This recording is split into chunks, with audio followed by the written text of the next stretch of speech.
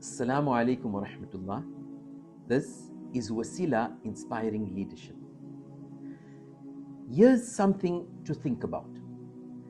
If Allah willed, He could have revealed the Quran as laws and rules alone. But He did not. He gave us stories. Stories of struggle and victory, heartbreak and hope. Stories that shaped character before commanding action. Maybe because He knew some facts reach the heart faster through a story than through a sentence.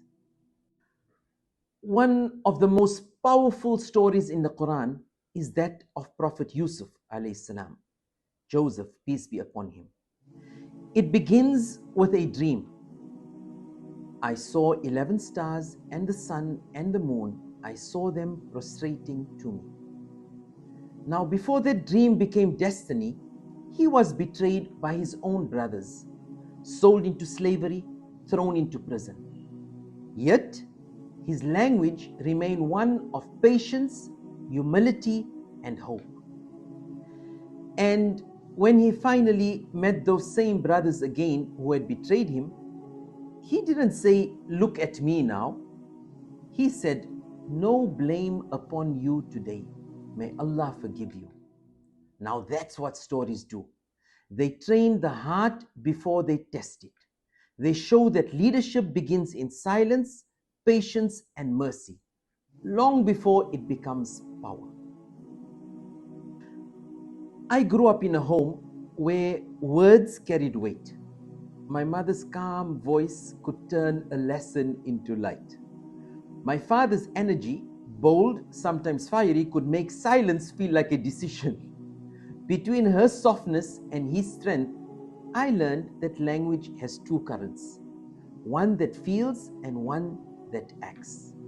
That's why at Wasila, we don't treat English as a subject.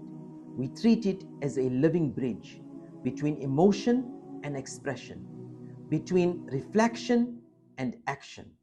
Because when words carry both heart and strength, they stay. The Prophet spoke in stories because stories touch hearts in ways facts never can. Stories remind us how to love, forgive, and find hope again. Every story carries a message, and that message becomes part of who we are. So I'd like to ask you, why do you think stories stay in our hearts longer than lessons? And which story from the Quran or your life always teaches you something new? Maybe that's why Allah filled His book with stories, not to entertain us, but to educate our emotions. Every prophet spoke the language of the heart before the language of the tongue. And I've learned from both my parents that wisdom and will must walk together. That's what Wasila stands for. Reconnecting language with legacy. Because when we speak from values, we're speaking to generations. This is Wasila, inspiring leadership.